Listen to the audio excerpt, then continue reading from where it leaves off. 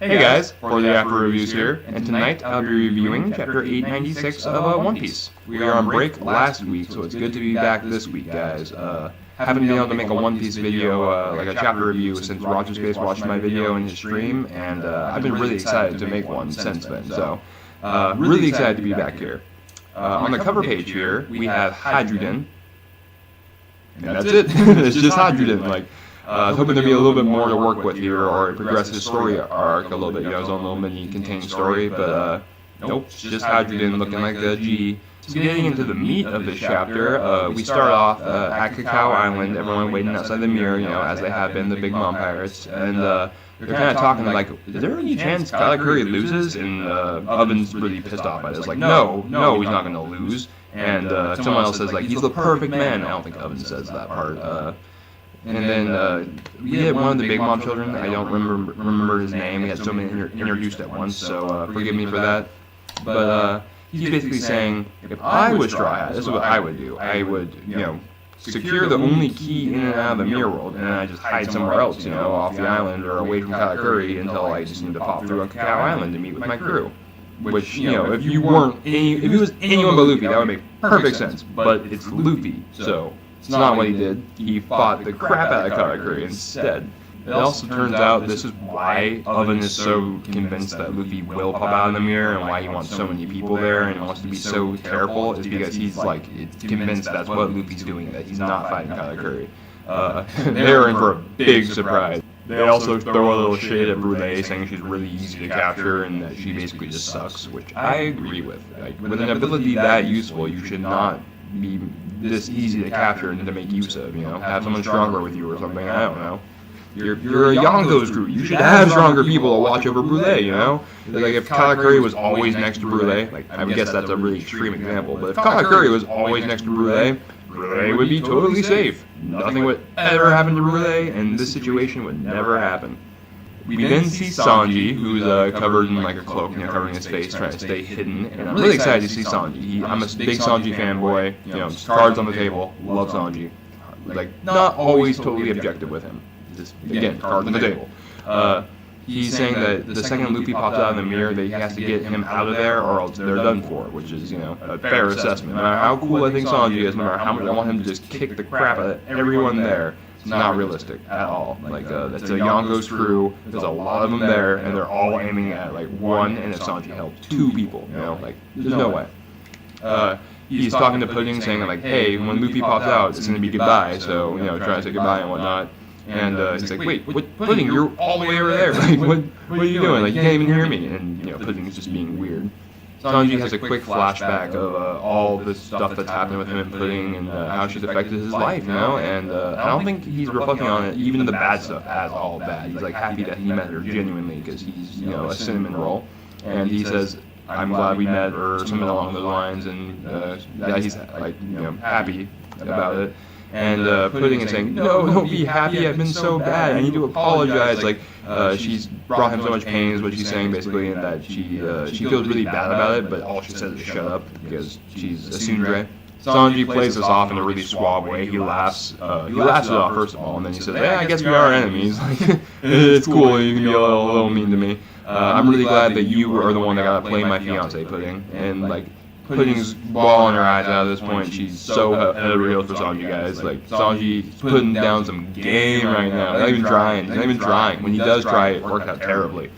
Sanji mistakenly thinks that he's making her cry because he's being mean or something somehow. So he's saying hey, sorry, don't cry. And then Pudding asks him to do him one last favor, or asks for one last wish, depending on what translation you read. And then she pulls the cigarette out of Sanji's mouth, and we cut. And originally I was like, oh, she's going to ask him to quit smoking. Why didn't we just see that? It's not very climactic. But knowing Oda, that probably isn't what she said, because it's going to be more climactic probably. I'm thinking either she A, kissed him. I really hope she kissed him, actually. Sanji deserves a freaking kiss. And I think she also might have erased his memories of her so that he can focus. That seems like a pretty likely thing that I've seen other people also think that, this might be.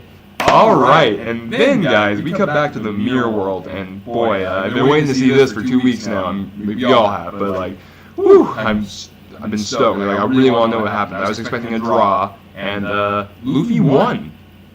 Luffy just won. He straight up just wins, which seems a little ridiculous to me. I got some holes. I do have a couple issues with how the fight was handled at the end, but the fight in and of itself was amazing, and I think it's the gold standard for One Piece fights, as I was saying earlier in my other reviews, I guess. So the paneling is a little confusing. I wasn't sure what was exactly going on at first, but from my understanding now, I'm seeing that Luffy and Katakuri both traded blows. Katakuri coming downwards, like with his, Buzz Mochi or whatever you call it, his Mochi attack, and so Luffy like on his shoulder or like whatever is hurt, but Luffy's attack went straight forward, so he hit Katakuri like in the chest or abdomen area, kind of like where his wound from before being stabbing himself already was. And I also noticed Luffy's hand is kind of enlarged, so I think King Cobra makes his hand a little bit larger too. Not Gear 3rd large, mind you, but it looks a little bit bigger than his other fist attacks. Like Luffy's fist would be like super small in that picture if he hold his normal fist there. So.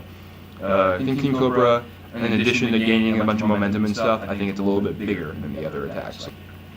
From the exchange of blows, Katakuri is still up at first, and Luffy, like the ground beneath him completely shatters, and he falls into this giant crater like the last time he got hit by this Mochi attack. Buzz Mochi was his name. And Katakuri falls straight on his stomach, like not on his back. Definitely not on his back, but he falls on his stomach, and they're both out for a while. And at this point, it's basically 12:40. It's 20 minutes or so before the time limit. At Whole Cake Chateau, we see some of the Big Mom pirates, talking to Morgans, and Morgan's saying how if Luffy manages to survive all of this after all he's already survived and all this crew's already done to Big Mom, this is going to be big news, and I can't agree more. I really want Big News Morgans to like put the news out there. I don't want the Big Mom pirates to like make him hush, or like the government and Stussy to make him hush. Like I want the world to know that Luffy did this. I think it's important to mention that in the background we actually see Compote, who is the first daughter of the Big Mom pirates, the Minister of Fruit. I'm pretty sure, of Fruit Island. So.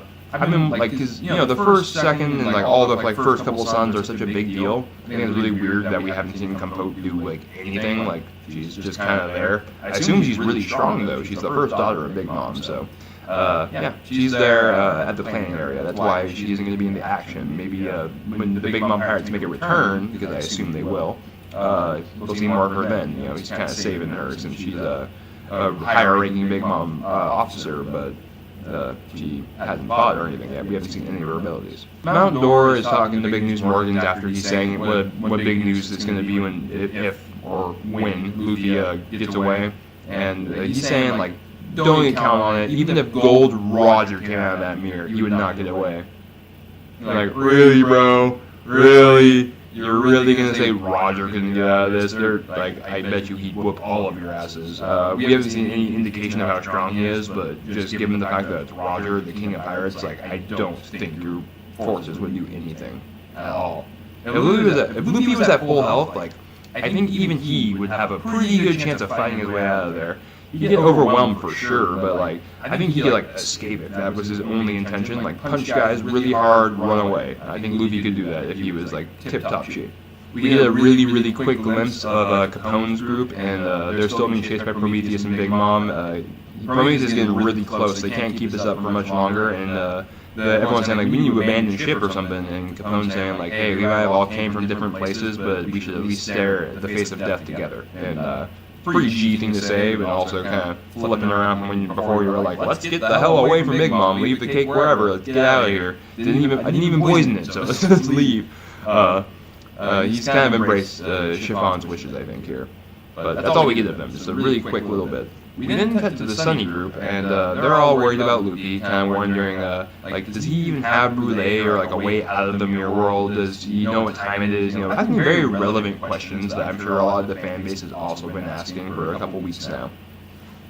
On the Sunny, it was 12:45, and 2 minutes later, at 12:47, we get Luffy. We got back to Luffy and Katakuri's in the mirror world, their whole deal. Luffy stretches his arm up and jumps out of the hole, and he's like crawling on the ground. He's messed up, but he's still conscious, and he wants to know what time it is. So the crew is worrying for nothing. I mean, he doesn't know what time it is. It could have been like 3 hours late for all he knows, but he's keeping an eye on the time, kind of, not really. I mean, I'm proud of him. And while Luffy is crawling on the ground trying to figure out what time it is, and he's thinking about what Nami said to him and the meaning point and all that, we get the most intimidating panel of Katakuri. Like, the perspective in this shot is fantastic. Luffy's on the ground, looking straight up at Katakuri, who's like 16 feet tall. You know, to begin with, he's already huge, and then this shot really accentuates that fact, and works out well. It's like, Katakuri at this point is kind of like, I'm above you. You know, that's kind of what this picture is implying. Or Katakuri then asks Luffy, like, are you going to come back to, like, beat Big Mom someday? And Luffy says, of course I am. You bet. I am going to be king of the pirates, you know. Classic Luffy. And Katakuri then says, guess you really can see the future. And then he falls on his back. That's right. For the first time in his entire life, presumably, he is on his back. Wow, this was a really, really great fight, I think. Like, I loved this fight. I had a couple problems with the ending, as I mentioned earlier, but as a whole, I think it was pretty good. Like, we should have seen more of the fight at the end. Like, the fact that we didn't see the final clash, we only saw, like, the after effects and whatnot, and the fact that so many people could be confused by what exactly happened, I think, speaks for itself. But the fight as a whole also, I think, speaks for itself. It's pretty freaking epic when you really look at it. I think on binge reads of the series, it's going to be a lot better than waiting week to week for it. Week to week was kind of killing me, but if I read every chapter that this fight was in, you know, just all in a row, I think it would turn out a lot better. It would seem a lot more tense and a lot more, immersive maybe. I'd be a lot more immersed in this fight. And in the ultimate show of respect that makes this fight so much better than all the other ones in One Piece, in my opinion, is that Luffy, after Katakuri respected him so much and like grew to like him during this fight and all this stuff and all the stuff Katakuri's done, Luffy takes his mafioso hat that's on top of his straw hat. If anyone forgot, he's been wearing two hats this whole time because he's two hat boys. He takes it off. And he puts it on Katakuri's mouth so that no one can see his crazy torn mouth with the teeth and everything. He just puts it right on there. No one's gonna see shit unless Katakuri wants him to. So after the ultimate show of respect, after the ultimate battle, we get Peckham's, who actually comes back, or I'm sorry, Mysteriums, or whatever his name is. You know, he makes up a fake name that's like Mystery and Peckham's combined. And he's wearing like a mask or whatever, and he's trying to be all sneaky. And Luffy actually straight up just immediately is like, Peckham's, like he just recognizes him. He also says Branch because he doesn't know Brulee's name, and he needed Brulee, so he was excited to see her. And then he says Peckham's. He's too tired for nicknames, guys. Way too exhausted for that. So I thought that was a little ass-pulley, you know, like why is Peckham's in the mirror world? I mean, I guess he could have went up to I almost called her Branch. I guess he could have went up to Brulee and been like, hey, let me go in there, I'll help clean up the mess afterwards or something, you know. He is a big mom pirate, so him getting in the mirror world isn't like the most unbelievable thing, but like, seems a little convenient, you know, that he's just been waiting there this whole time. I don't know. The reasoning that because Pedro saved their lives and he wants to, do this for Pedro, I like a lot though. Because one, it makes sense. He would probably want to do that, even if it means betraying Big Mom. So it made a little bit of sense. And then on top of that, I think it helps concrete the fact that Pedro's dead. I hope Pedro stays dead. If Pedro doesn't stay dead, this entire arc gets way worse, in my opinion. So I think it's implying that yes, he is dead. Don't worry, readers, he's dead. So keep my fingers crossed on that one. But that's the only reason I was kind of okay with this moment more than I would have been. We get Sanji afterwards, who's talking to the crew via Dendemushi, and he's saying like, hey, don't come to the island because they're like right there, like on the perimeter. He's like, there's a huge fleet there. Don't come any closer. Just wait. Me and Luffy will meet up with you. And then we get Oven who's saying, come on out, Straw Hat. All the Big Mom pirates are waiting, and we get the end of the chapter. So. Whew, it was a doozy, guys. This chapter was a doozy, and I'm really excited to see how this turns out.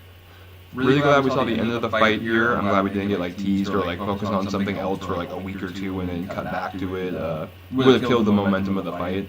So especially because we already missed the final clash, that would really kill me. But so we did see the end of the fight. Luffy won, so we were bet on Luffy winning. You win. The protagonist won. Who would have guessed? So I thought it was a really good chapter.